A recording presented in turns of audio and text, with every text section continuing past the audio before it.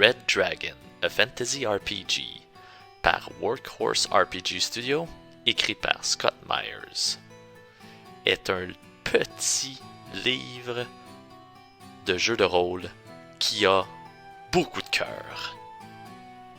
Ce petit bouquin de 24 pages offre non seulement des mécaniques intéressantes pour les vétérans, mais aussi est une bonne mise en place pour les joueurs débutants, qui sont guidés par un maître du jeu qui a de l'expérience.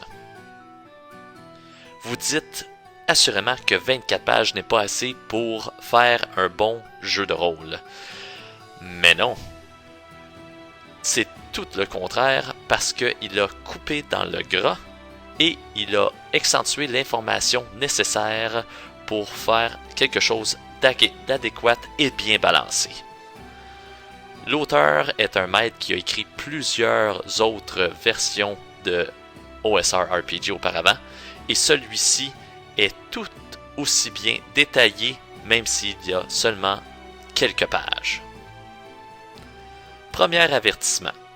Comme j'ai dit précédemment, il faut un maître du jeu avec de l'expérience, parce qu'on ne peut pas arriver et placer ce livre devant les joueurs qui veulent s'initier à une quête de jeu de rôle et dire « Voilà les règlements, vous trouvez toutes les explications à l'intérieur. » Oui, les règlements sont là, sont bien faits, sont bien structurés, mais il faut avoir une base de connaissances comment se comporter et comment faire une quête, une aventure en groupe. Il faut savoir tous ces petits détails, et pour un nouveau joueur qui ne comprend pas le hobby, ça peut être très dévastateur si on lui présente le livre uniquement.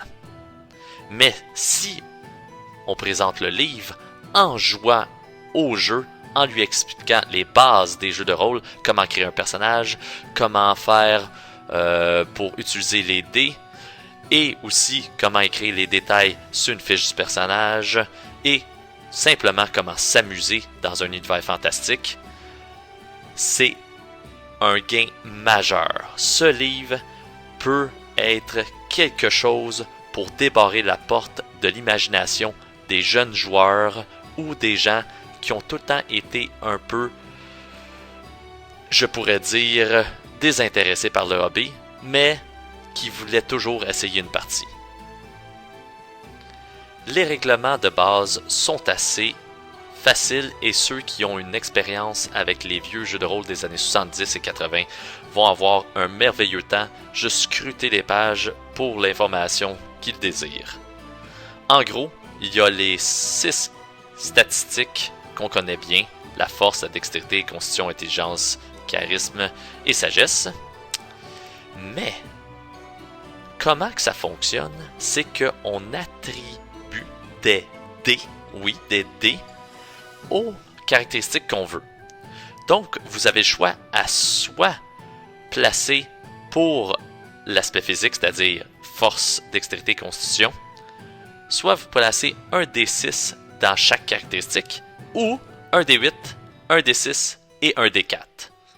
Donc, si vous voulez avoir quelqu'un qui commence avec plus de force et moins de constitution, vous pouvez faire ça, ou si vous voulez avoir un personnage bien balancé, vous pouvez mettre des D6 sur toute la ligne. Même chose pour les caractéristiques, les statistiques qui représentent plus l'intelligence, la sagesse et le charisme. Ça, vous savez placer les mêmes sortes de dés. Un D8, un D6 ou un D4 ou des D6 sur toute la ligne. Et comment qu'on fait pour faire des roulements? Mais tout simplement, comme d'autres éditions OSR et même des éditions des années 90, vous prenez le D20, vous le brassez, le résultat, et vous additionnez le résultat du dé associé à une des 6 statistiques. Donc, si sur mon roulement de D20, j'ai un 15, et ma force, j'ai un D6, et je brasse un 2, ben le résultat est 17.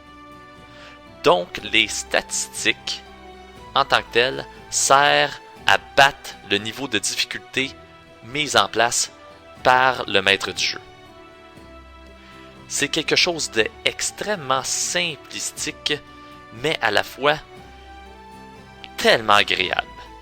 Parce que une des choses qu'on aime bien dans les jeux de rôle, c'est brasser une multitude de dés. Et là, à chaque fois, on brasse le dé 20 et on ajoute un dé en particulier. Et quand vous montez de niveau, ben, il y a certaines choses qui arrivent. Premièrement, à chaque niveau pair, vous montez une de vos statistiques de 1 dé. Donc, si vous avez un D6 en dextérité, eh bien, vous pouvez le monter à un D8. Donc, vous avez plus de chances d'atteindre le but lorsque vous brassez cette statistique ou les choses qui sont associées à cette statistique. Ensuite, les niveaux impairs, vous choisissez un edge ou un avantage. Les avantages fonctionnent de la sorte. Chaque personnage commence avec un certain nombre d'avantages et au fur et à mesure qu'ils progressent en niveau, ils peuvent s'en choisir des supplémentaires. Ça peut être quelque chose tel que un certain type d'ennemi, lorsque vous frappez ou vous confrontez à eux, vous enlevez plus de dégâts.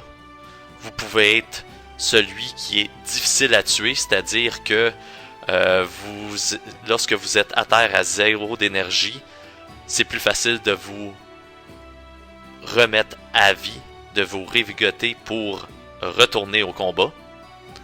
Vous pouvez même faire en sorte que vous pouvez guérir un de vos alliés ou vous-même une fois par jour.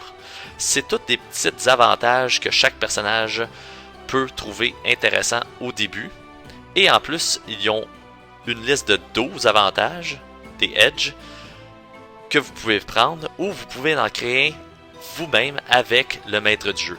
Donc si vous dites « Hey, j'aimerais faire en sorte que mon personnage puisse lire les pensées des gens pendant quelques instants », vous travaillez avec le maître du jeu pour savoir si c'est possible, pour aussi pas débalancer le jeu en cours.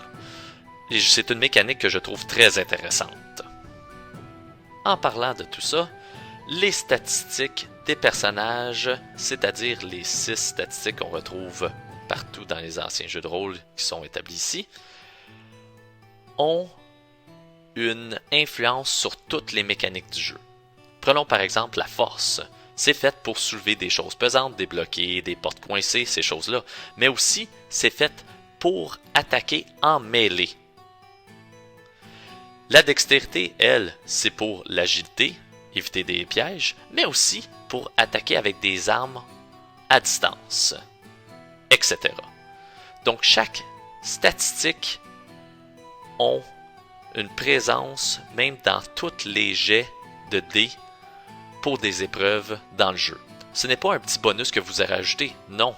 C'est vous ajoutez votre dé selon la statistique et vous l'ajoutez au roulement du D20 pour battre la difficulté mise en place par le maître du jeu. Excellente mécanique et en plus on peut brasser une multitude de dés et avoir beaucoup de plaisir à simplement voir le résultat. Parce que même si on a un chiffre bas avec le résultat du D20, mais peut-être notre dé supplémentaire de notre statistique peut faire en sorte de pousser vers une réussite. Chaque classe ou archetype, comme ils disent, ont un avantage et des désavantages. Comme les combattants, c'est des guerriers, fait qu'ils ont un niveau d'attaque plus élevé. Les utilisateurs de magie, eux autres, peuvent utiliser de la magie, mais ils n'ont pas d'armure. À date, c'est toutes des choses qu'on a déjà vues dans les jeux de rôle précédents, mais qu'est-ce qui est agréable, c'est que leur hit dice détermine leur valeur d'attaque de corps à corps et aussi d'attaque de projectiles non magiques. Donc un combattant qui est très bien structuré dans l'art du combat a un hit dice, c'est-à-dire des points vitaux, de 1 des 10. Donc il attaque avec 1 des 10. Mais un magicien qui n'est surtout fébrile, parce qu'il a étudié la magie toute sa vie, a seulement un hit dice, c'est-à-dire de l'énergie d'un D4, et donc attaque en corps à corps et projectile non magique avec un D4. Donc c'est facile aux nouveaux venus pour savoir avec quel dé que j'attaque, quel nombre de dégâts je peux infliger à un adversaire. Ben, vous regardez votre hit dice, puis vous dites, ben, c'est un combattant, c'est un D10. Fait que vous utilisez un D10. Le livre est écrit pour quelqu'un qui connaît les jeux de rôle. Donc il n'y a pas beaucoup d'explications, mais les quelques mots que l'auteur emploie peuvent faire en sorte que un vétéran ou le maître du jeu qui a déjà fait ce genre de jeu de rôle-là peut instantanément comprendre ce qu'il veut dire. Donc en même pas une petite heure, vous pouvez passer, même pas une demi-heure, je vous dirais même, vous pouvez passer au travers du livre puis comprendre tous les aspects du jeu. Il y a quelques petits détails que je laisse en place. Je ne veux pas dévoiler tout dans ce petit vidéo. Je veux que vous le découvriez par vous-même. Mais, je peux vous dire qu'il y a un petit bestiaire monstrueux, des objets magiques, il y a aussi des objets à vendre dans les commerces qu'on peut utiliser, des listes pour des armures, des listes pour des potions, et aussi tous les règlements pour créer un personnage. Et en plus, ils ont aussi les personnages des archétypes, c'est-à-dire la classe, et aussi quelle est la race de votre personnage. Donc, c'est un petit jeu de rôle de 24 pages très complet. Autrement dit, Red Dragon Fantasy RPG, c'est la définition de beau, bon, pas cher. Avec de l'art et de la mise en page fabuleuse, je vous le conseille fortement.